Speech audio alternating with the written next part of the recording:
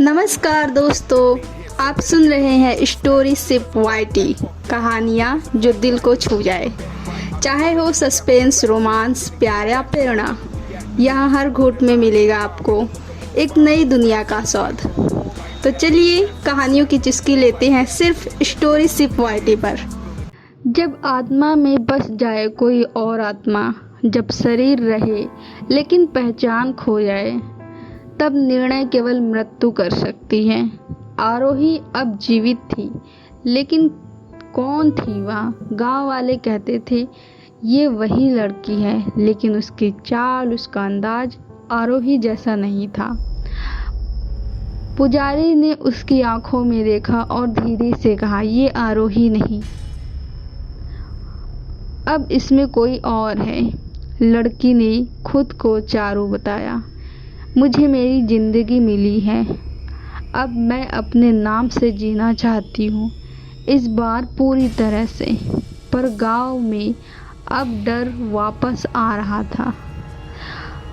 कुएं के पास हर रात कोई चलने की आवाज़, कभी चूड़ियों की खनक, कभी करह की चीखें। क्या रेवती की आत्मा अब भी भटक रही थी?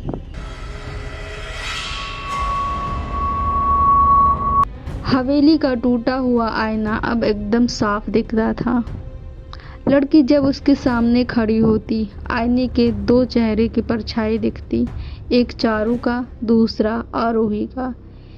क्या मेरी आत्मा पूरी तरह बाहर नहीं गई? चारू सोचती थी। एक रात हवेली की दीवारों पर खून से एक वाक्य लिखा मिला,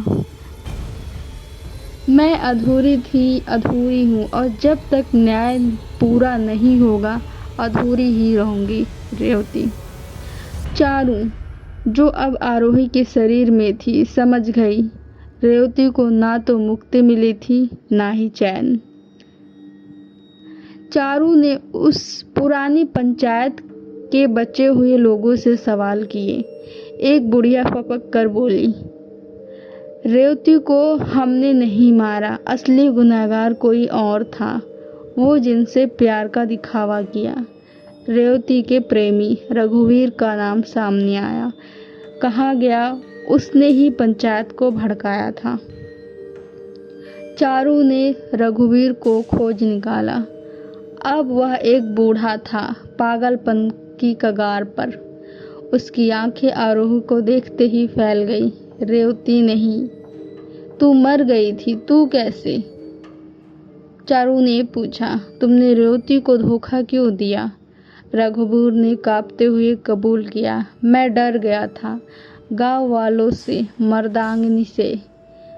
मैंने तो उसे पंचायत के हवाले किया था। उसी रात रघुवीर कुएं में मरा हुआ मिला। अब हवेली की हवाओं में तीन आवाजें थीं।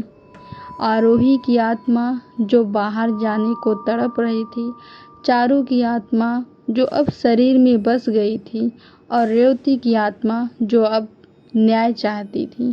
तीनों आत्माएं एक दूसरे से उलझ चुकी थीं। पुजारी ने एक अंतिम विधि बताई, तीनों आत्माओं को एक साथ एक ही स्थान पर लाकर 3 दीप जलाओ। जो दीप बुझेगा वो आत्मा मुक्ति पाएगी, जो जलेगा वो जीवित रहेगी, और जो टूटेगा वो नष्ट हो जाएगी। हवेली के आंगन में 3 दीप रखे गए, आरोही के लिए, चारू के लिए, रेवती के लिए। मंत्रों के बीच एक एक करके दीप जलाए गए। पहला दीप जलते ही टूट गया।